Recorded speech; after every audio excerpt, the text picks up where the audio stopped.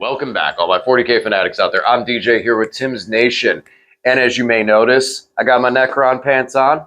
I got my Pumpkin King trophy. That means that tonight we will be playing Necrons, going into Lane's Custodes. Lane's Custodes, he recently set up for Armies on Parade. We'll get some pictures of that. But today we will be bringing back the Destroyer cult, the cult of no personalities. And it will be facing off against Lane's Custodes, some tougher, tankier units. Something that we've had a little bit of some discussions in the past on that. And yeah, it's going to be an interesting game. Currently, Destroyer Cult is 2-0. Hoping to extend that to 3-0. We'll see how that goes. Guys, if you haven't subscribed to the channel already, please turn on the bell for notifications. Get notified on all the content we bring you here on the channel, including Lane's Army and, of course, the inevitable battle report. So, I have done this video a couple of times now. I did it once before when I tested the army, when I was just like, hey, let's throw all the destroyer type units on the table for the first Destroyer cult, and was very impressed with it. Then I ran it another time against, this was just last week, versus Lane and his Votan, and once again was very, very happy with it. And I do plan on the first RDT that I'm going to be able to go to during the holiday season. Is a little rough, but we're going to make it happen. This is going to go to one, and then we'll talk about how that goes. Some of the other times with some of the other lists that I may take, they're medium. And actually, we haven't been doing as good of a job here on the channel of talking about all the stuff that Lane and myself do outside of the channel. And Lane brought up a point that I think we'll start discussing some of that, discussing some of the tournaments, matchups, and things like that we go to. I think there's some good information, some good content, and we're going to start trying to, in the new year, talk about some of those events and stuff that we go to, and more or less let everyone see kind of how much fun they really can be. So I've been thinking, how do I do this video when I've already talked about the Destroyer cult so many times? I've given 2 list descriptions, and one of them was just last week. So instead, I'm just going to talk about the list very briefly. If you guys want to check out some of my other videos, one of them is a more detailed descriptive video on the Destroyer cult.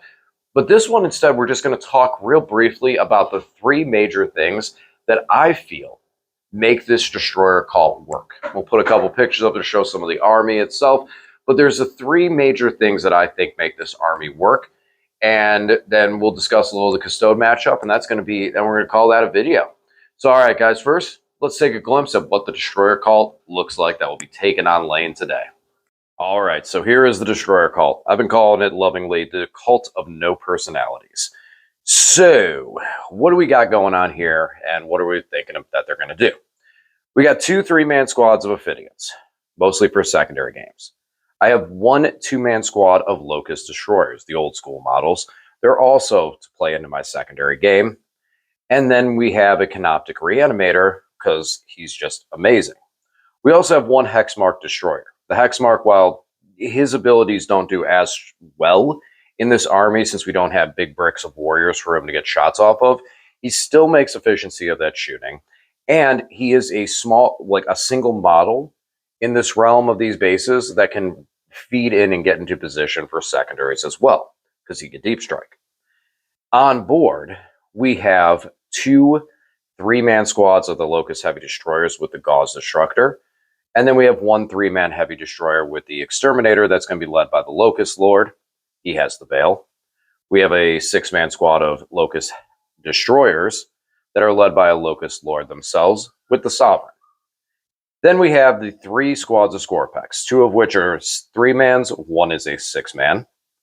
We have 3 Scorpec Lords that will be attached to them, 1 of which is going to have the Centriple Weave, because it is just such a good enhancement. And since we're running a Destroyer cult, he will be the one to get it. And that makes him really, really, really tough. I'm going to mark my words on this one. I hope I'm not giving myself something ominous here. But so far with this list, this variation of Destroyer cult, I don't think he's died yet. I have to check back to the first matchup with him, but I think he has... No, yeah, because the first time all 3 made it across the table.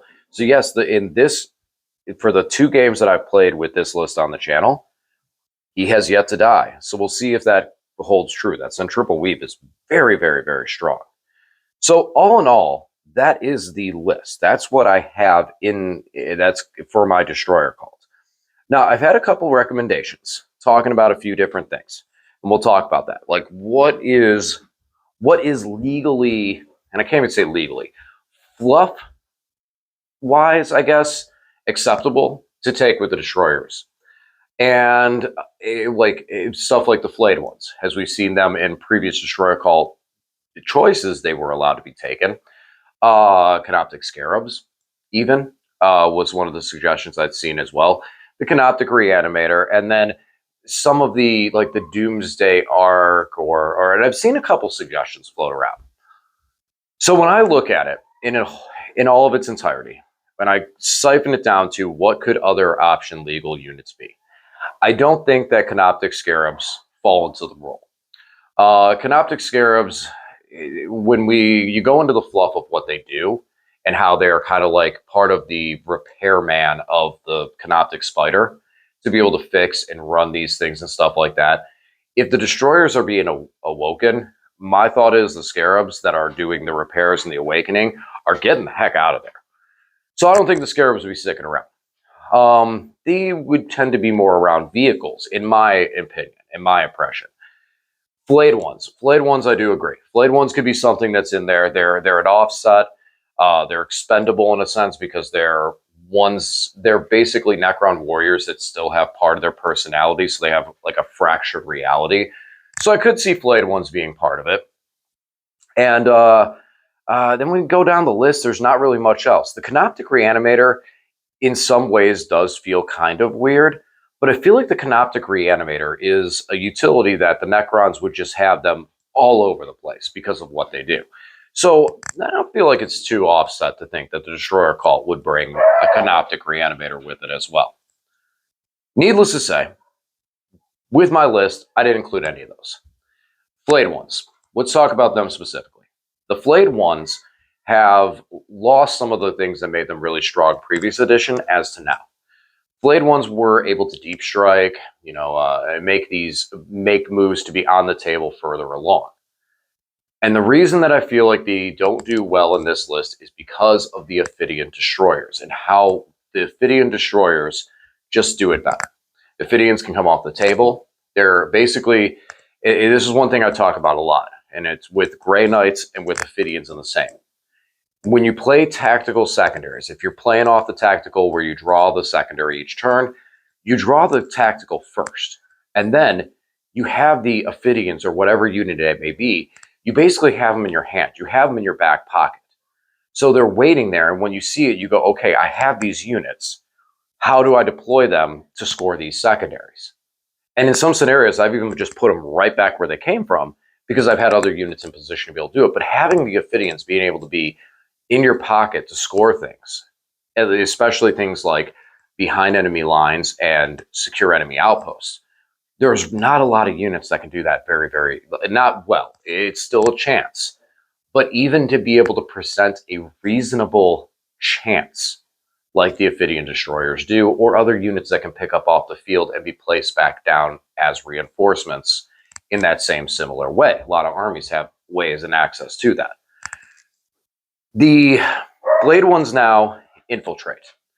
They're left outside your deployment zone. Well, you could deploy them outside your deployment zone.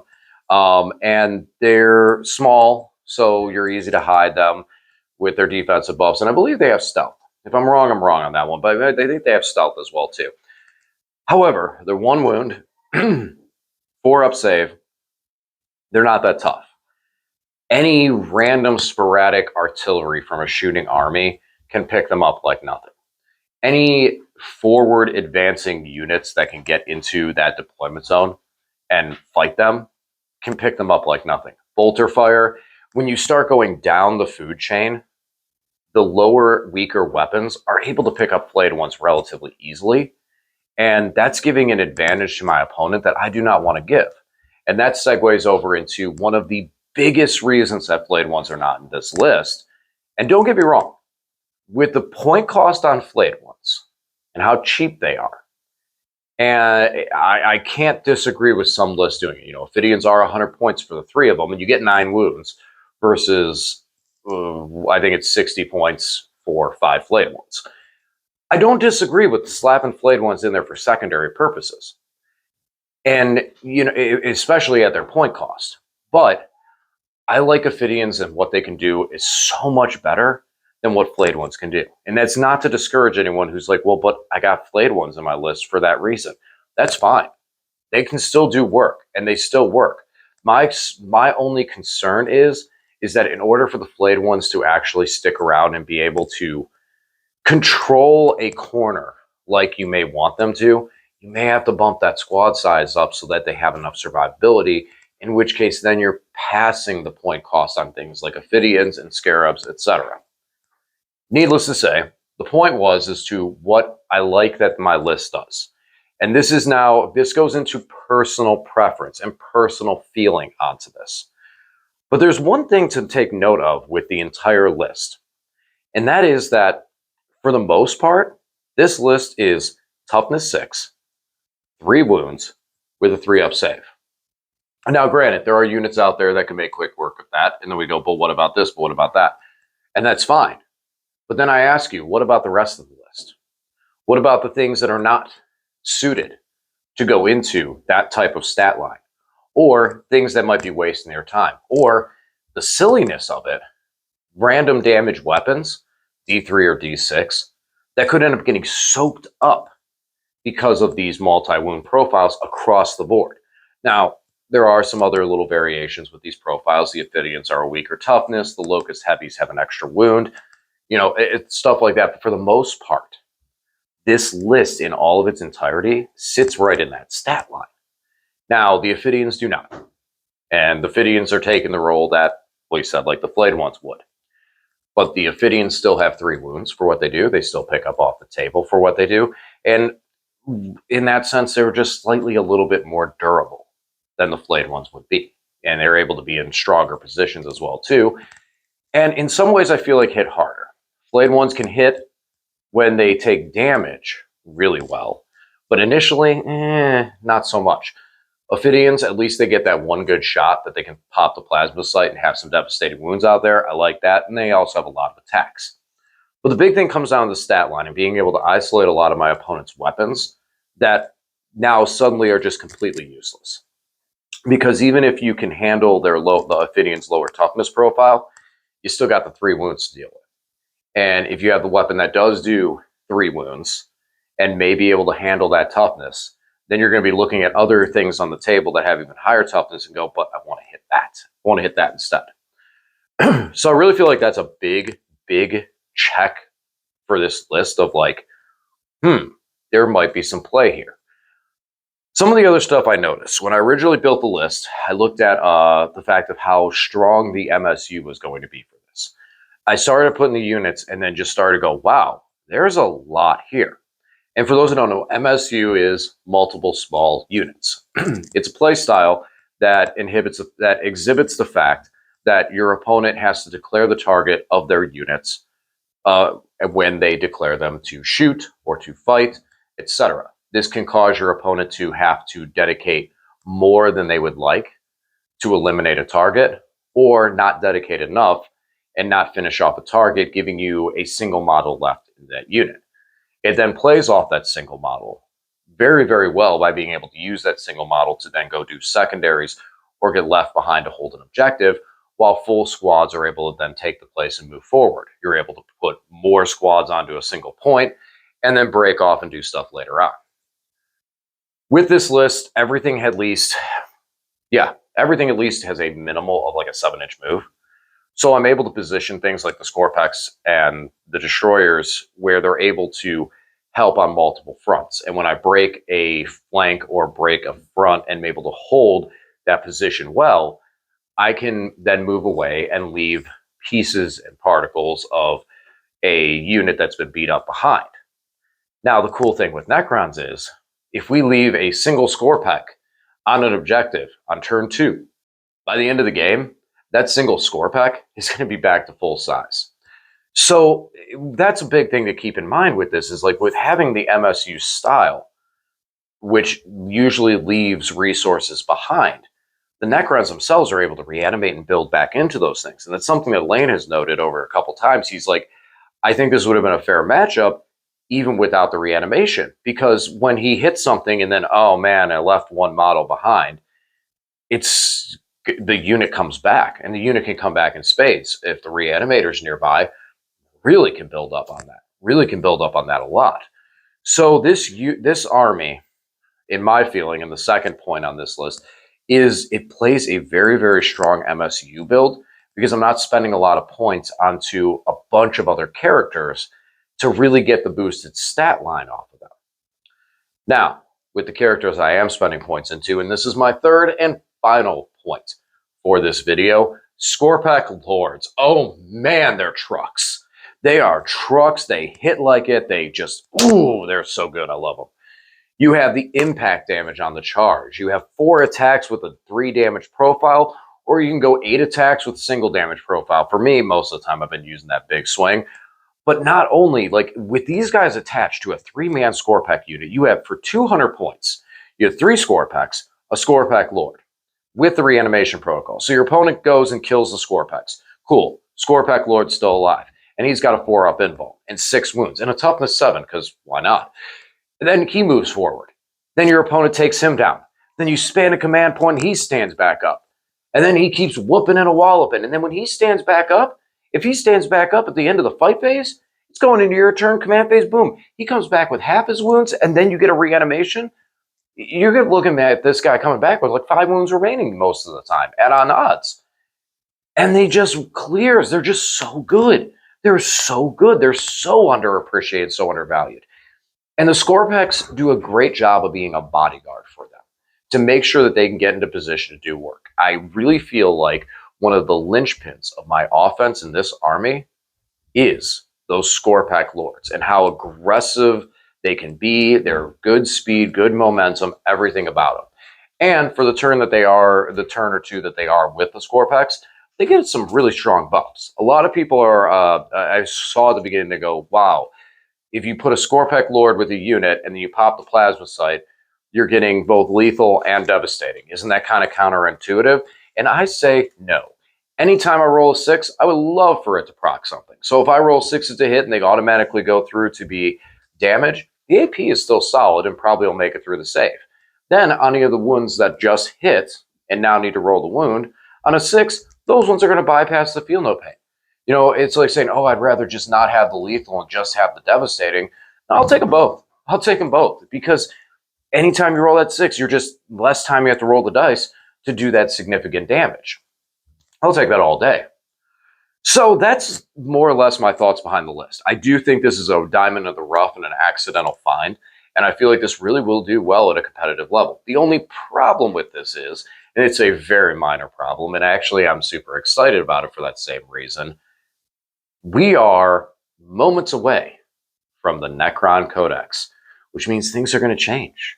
But there's one thing that's going to change that I'm super excited about, and that is we will be having a Destroyer Cult detachment. Not only a Destroyer Cult detachment, but a Canoptic detachment. So those are going to be the two that I'm primarily going to be focusing on, is going to be the Destroyer and the Canoptic one, for obvious reasons. Those have been a big soft spot in my heart. So those are going to be the direction I go with a lot of these lists. And if, you know, points don't change, or they do change, but they change in a way that this list that I'm running can stay the same, this is working without anything special and extra. What's going to happen when I get the special and the extra?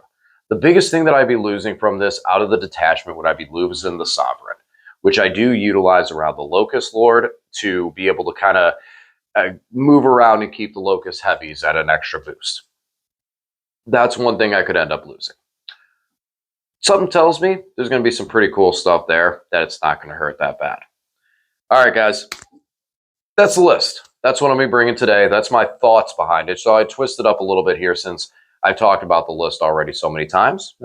Just figured we'll talk about what I think and why I feel like this list has a competitive shot. Tonight, going to be going into Lane's Custodes. And into this matchup, I do have some good multi-damage weapons, but he does have a lot of really strange profiles as well. Some guys that have 4 wounds, some guys that have 3, all over the place, as well as very, very tough, very durable units that if I don't hit them and kill them in one hit, could come back and punish me severely. So this will be interesting to see, once again, as I've seen with the Iron Hands and the Dreadnoughts, can the Scorpex and can the Necrons entirely, the Destroyer Cult specifically, can they push through the Custodes and the Custode defense, or will it prove too much? We did well versus actual vehicles for eliminating one big model, but units could present a different challenge. All right, guys, thanks for watching, and I'll talk to you again soon.